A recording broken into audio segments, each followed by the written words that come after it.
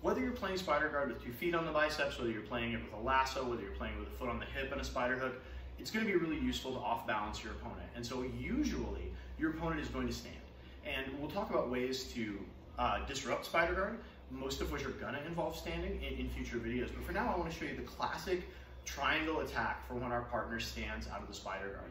And this is going to set up other attacks, of course, right, where triangle is, omoplata and armbar usually follow, but it's really useful to get used to the fundamentals of this spider guard triangle. And so, like I mentioned, I have a blog post on the site about, it's called There's No Such Thing as Spider Guard, which of course there is, it's hyperbole, but like, spider guard is not just the double bicep spider, right? We can step on all sorts of targets and still make it effective. So however I get my spider guard, right? If Jesse stays here, Jesse's gonna fall over. And so Jesse's gonna stand, right? And so now, from here, we can be working our back and forth, lifting our hips and such. And there are attacks from here by keeping our biceps, by keeping the double bicep. But usually for most attacks, you're gonna take your low side foot off. And that's what we're gonna do here. We're gonna slip our low side foot off, in this case my left foot, from the bicep to the hip. And as I'm doing this, I'm pulling my elbow tight and pulling my grip toward my armpit. So now I'm gonna lift my hips in the air, using this foot to step on the hip and making my spine straight. And now you see where this is going. My foot goes to the ceiling and my heel chops down. Sometimes they're gonna come down for you just like that, right? And it's a classic triangle. Sometimes they're gonna stay standing, in which case we're usually gonna switch off to omoplata, which I'll reference to in a second, but this video is mostly about the setup, right?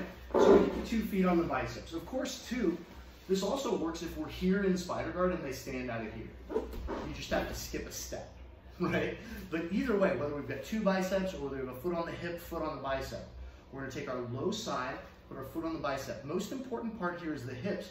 If I try to shoot without getting my hips up, good luck me, even if I have really long legs. So instead, I'm stepping on the hip and using that to make my spine straight and shoot my hips in the air up toward his chin. When I do that, and now if Jesse tries to move around, stay attached to him, right? Really effective. This is why, because my elbows are tight to my body. So my hips come up, I want the knee pit to go toward his neck and the heel to chop down. Even if he doesn't fall right away, he's in trouble. If he's somehow able to stand, right, we can still finish the triangle. You know, and it's hard. Yeah, right? it's hard. It's really hard. Let's say I got it a little looser. Go ahead. And like I didn't get it right. This is where we can start switching off to omoplata, which of course we have lots of other videos on as well. But I'm glad that that happened, and we didn't plan that, it just happened.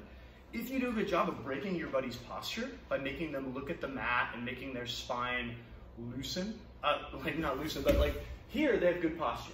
Here, it's not only going to be hard for them to stand, it's going to be hard for them to defend the triangle. And so it's a really classic attack, whether you do the spider guard with 1 foot on the hip, 1 foot on the bicep, or whether you switch from 2 feet on the biceps to 1 foot on the hip, you're always going to have a good time with that.